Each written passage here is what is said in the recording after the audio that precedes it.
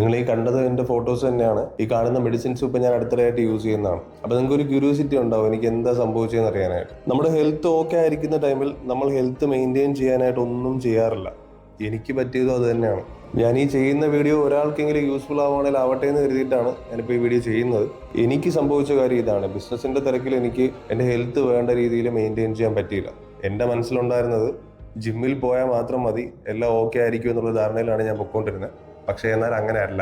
അപ്പോൾ ഈ അടുത്തിടെയായിട്ട് എനിക്ക് ചെറിയൊരു ചെസ്റ്റിലൊരു പെയിൻ, ഒരു ഹെവിനെസ്സും ഉണ്ടായിരുന്നു. അപ്പോൾ ഞാൻ എന്ത് ചെയ്യുന്നു വെച്ച് കഴിഞ്ഞാൽ നമ്മളൊരു കാർഡിയോളജിസ്റ്റിനെ കൊണ്ടുപോയി കാണിച്ചു. ആ സമയത്ത് പുള്ളിക്കാരൻ 3 ടെസ്റ്റ് പറഞ്ഞു. ഒന്ന് ECG, എക്കോയും അതുപോലെ തന്നെ ഹൈ സെൻസിറ്റീവ് ട്രോപ്പോൺ എന്ന് പറഞ്ഞൊരു ടെസ്റ്റ് പറഞ്ഞു. ഇതിനകത്ത് ആദ്യത്തെ 2 വലിയ കുഴപ്പമില്ല. മൂന്നാമത് പറഞ്ഞ ഹൈ സെൻസിറ്റീവ് ട്രോപ്പോൺ എന്ന് പറഞ്ഞ ടെസ്റ്റിന്റെ റിസൾട്ട് വന്ന സമയത്ത് നല്ലൊരു വേരിയേഷൻ ഉണ്ടായിരുന്നു. ഞാൻ പുള്ളിയെ കൊണ്ട് റിസൾട്ട് കാണിച്ച സമയത്ത് പുള്ളിക്കാരൻ പറയുകയാണ്, നിനക്ക് ഓൾറെഡി അറ്റാക്ക് വന്നിട്ടുണ്ട്. സത്യം പറഞ്ഞാൽ ഞാൻ ഞെട്ടിപ്പോയി. അപ്പോൾ തന്നെ എൻ്റെ കംപ്ലീറ്റ്ലി ഞാൻ ലോസ്റ്റ് ആയിപ്പോയി ശരിക്കും പറഞ്ഞാൽ.